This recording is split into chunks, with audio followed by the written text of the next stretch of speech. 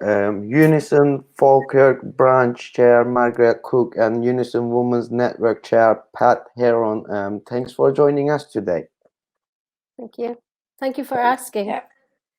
Thank you. Thank you very much. Yes. Thanks. First, I would like to start with you, dear Margaret. So, 130 trade union women in Britain signed a petition letter that calls trade union leaders to take action on Turkey's aggression on Kurdish women, both Turkey and Kurdistan. And how important is that petition? Will the collected signatures have an impact?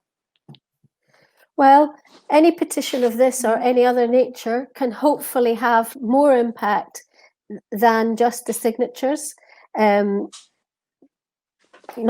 just not just here, but hopefully further afield, and in raising the issue in the UK, and as I say, hopefully further afield, and to ensure that it's not overlooked in a time when there's conflicting global priorities.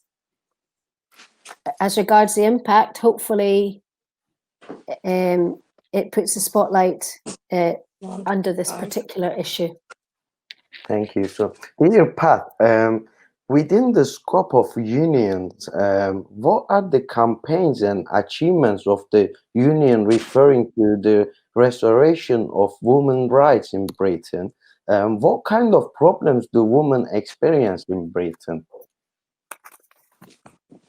I think from the aspect of what have we been able to attain, we've been able to attain quite a lot of differences for women in Britain. It's been slow. I must admit it hasn't been an easy ride. I think one of the biggest things that we had in being able to achieve a lot of things in Britain was our union with the European with Europe. Unfortunately, Britain now has left there, and the way forward then we're not sure and clear how that will be for our equalities. Women's rights have been fought a long time, the same as in Turkey for us. We've attained things like for domestic abuse. We've really attained quite a lot of achievements for women there. We have our police force now who recognises and look at how women have been, in that situation. It's not just the case of it's a domestic situation now, it is a criminal situation. The men go to jail for that offence here in England. We've got a lot of procedures in place for that. We've done campaigning around women and their pensions. We've done campaigning about women's rights in the work environment, and we've got, as I say, we've come a very long way, but it's been a slow process. But again, changing governments change things for us. At this moment in time, we have what we call the Equalities Act, which protects us, and we are one of the characteristics for women within there, and that overall is seen by all the characteristics that are within there, whether you'll be an LGBT, whether you'll be a disabled woman, whether you'll be a black woman, all of that is all encompassed together. But as I say again, how are we going to move forward for us at this moment in time coming out of Europe? That'll be something that we as a union will be at the forefront of, and we have been. UNISON in its own sense is the largest female movement in the UK and possibly within Europe, because we have over 1 million women within our union, which is 80% of us, which actually is giving us a voice, and we need to be moving forward on that. And at this moment in time, our women's committee here has endorsed that we will be moving forward again with the CEDAW, and we will try and get that enshrined into British domestic law. And again, with the Istanbul Convention, that has been put into play in England, but we need to do the backup alongside that as well.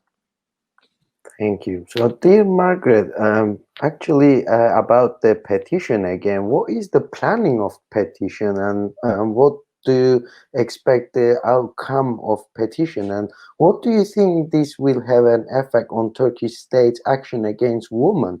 How and why femicide in Turkey concerns you? This is not just a women's issue. This is an international issue, and this would be why it would be concerning me. The fact that Turkey, I believe, was the first state to ratify the Istanbul Convention, that isn't enough. They need to fully implement and abide by the terms of the convention. And the UK government, of course, have influence throughout the world, and there needs to be accountability here and pressure put on those who have not implemented. As my colleague Pat has already stated, the kind of things that we're talking about and seeing happening to women in Turkey are things that would not be tolerated, certainly in the UK, and are in fact criminal offences. I believe it's a misuse of power, the way that these things are happening, and there is nothing being done to the perpetrators.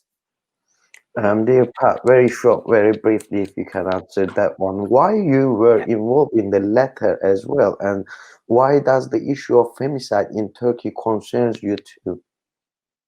From my own personal point of view, I have been a domestic abuse victim myself. I've suffered for a lot of years when there was nothing in place for me to go to or where I wanted to go.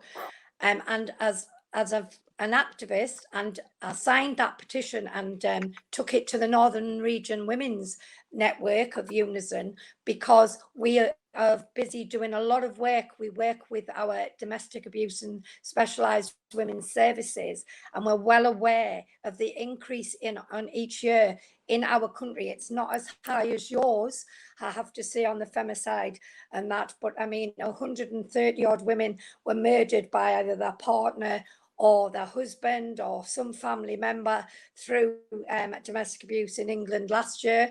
And we've campaigned quite a lot on this, and I'm still campaigning forward, because sometimes the voice of the woman to get to court is really, really hard in England still. The CPS, our new stats show us that 99% of our cases for sexual assault and rape are not reaching the courts.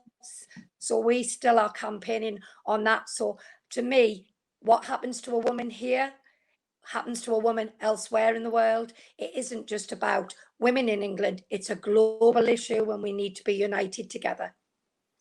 Thank you. So, dear Margaret, do you think UK government should use its international influence to encourage the Turkish regime to end its dangerous rhetoric and fully implement the Istanbul Convention?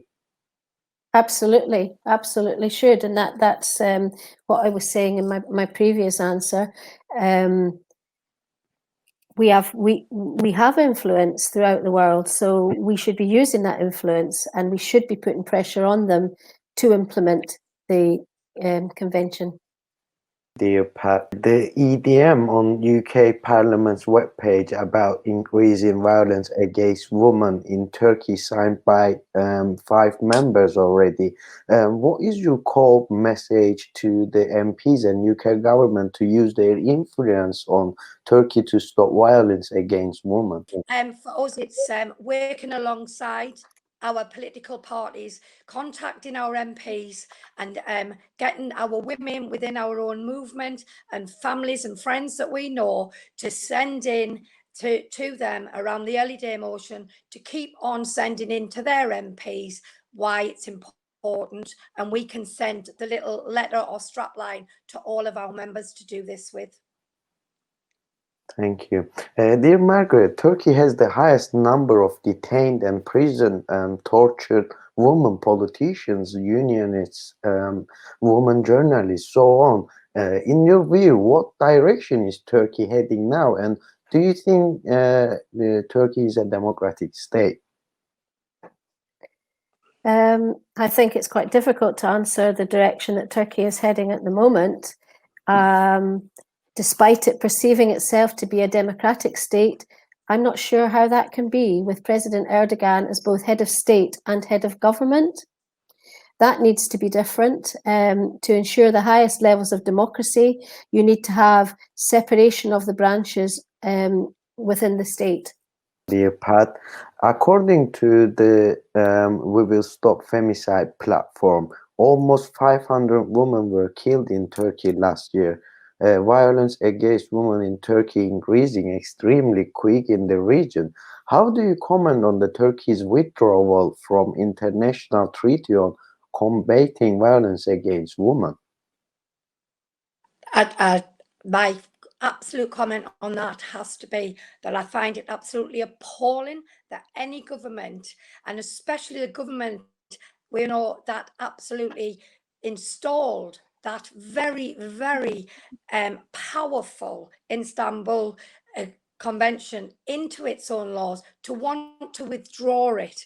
I really think that globally and here in the UK, we need to stand together and united in letting the government of Turkey know that we will not accept how women are being treated in Turkey at this moment in time.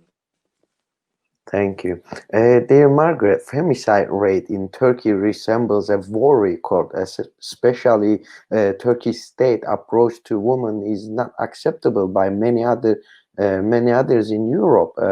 What is your solidarity message to women workers, politicians, and your sisters in Turkey?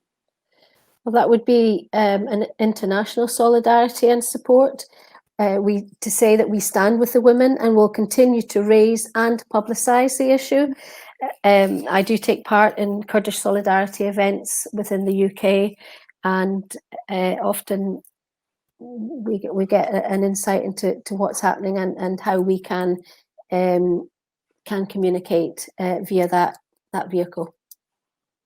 Thank you. Dear Pat, the Kurdish Women's Movement launched a campaign to expose the crimes committed by the Turkish state against women and to have Erdogan tried in the International Criminal Court. How will the union support of this campaign? Because it is wanted to be attributed to the women of the world. How do you think this campaign can be successful? I think from a point of view from a women, we need to get that out, not only to our own union, but we need to do the links with all the trade unions that we have here in the UK. And I also think we need, while we can, to get the influences into Europe. We do have the ability through the trade union movement here to be able to take this forward into other arenas. And I think we need to use every arena that we can to raise this issue, raise the campaign on behalf of the women in Kurdistan and across Turkey. We need to ensure that the voices of your women are being vocalized by women in other countries and here in the UK. Dear Margaret, on the other side of Turkey's border in Syria, a Kurdish women's revolution has taken place with the ideas of Mr. Abdullah Öcalan, the Kurdish leader. Do you think Öcalan's freedom from the Turkish island prison on İmralı will have similar positive impacts for women in Turkey? I would certainly hope so. You can see from his beliefs and that it's not just equality in regards to women. They are seen as leaders there and firmly believed. So I would hope that Öcalan's freedom would set a precedent for having similar impacts for women in Turkey and indeed the different Kurdish states. Thank you. UNISON Falkirk Branch Chair Margaret Cook and UNISON Women's Network Chair Pat Heron, thanks for joining us. Thank you for your comments today. Thank you. Thank you for having me. And thank you. It was our pleasure to be able to speak to you. Thank Absolutely. you. Thank you.